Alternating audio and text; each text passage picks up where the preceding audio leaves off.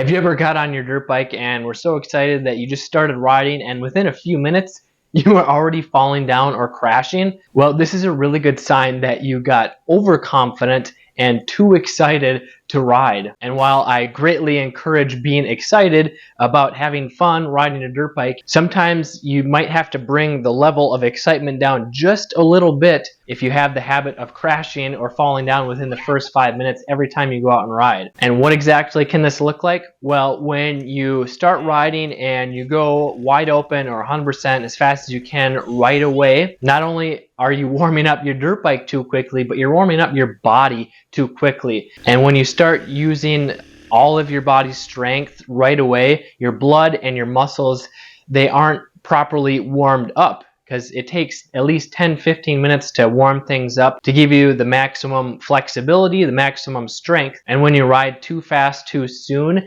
your muscles in your arms, your hands, your legs, they can tighten up really easily if your body isn't warmed up yet. Or if you're just getting too excited and you're giving it too much throttle, maybe you like to hear the sound of your bike, or you like to see the roost flying off the rear tire, but this is when it can be easy to give it too much throttle and whiskey throttle. Maybe the bike flies out from underneath you, maybe you just grab a handful and you fly back on the bike and then you lose control. Maybe your feet fly off the pegs and you ride right into a tree. And if you did that on like your first or second time riding a dirt bike, that can be really intimidating, even if you were super excited to ride for the first time. And it might even make you feel like, this is harder than I thought. Maybe I'm not meant for riding dirt bikes.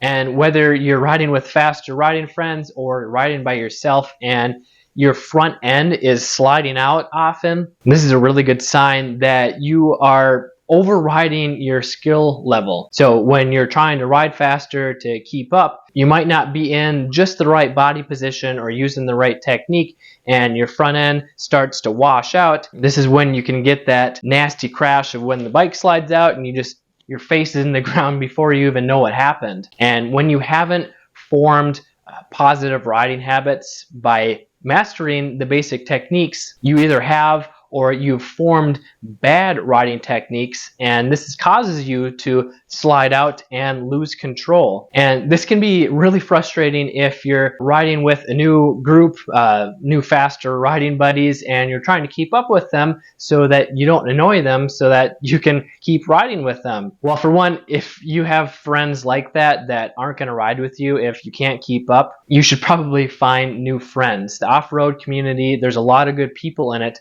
A lot of good people that I have met that I've become friends with. And if you're constantly being pressured to ride faster and you're crashing more often, you need to go elsewhere or find new riding friends where you can have more fun with without constantly feeling like it's a race every time you go trail riding. So why are you more likely to crash when you get excited to ride? Well, I've found that one of the biggest problems is that most trail riders, off-road riders, think they're better than they actually are when it comes to speed and skill. I know that when I had been riding for like 7-8 years around our property, I thought I was a pretty good rider. But then when I got invited to some real single track trails with a really good friend of mine, I found out that I wasn't as good as I thought I was. I thought that I would be a pretty good trail rider even though I'd been riding for 7-8 years, but I struggled when riding in tight trails with steep hills, off-camber corners,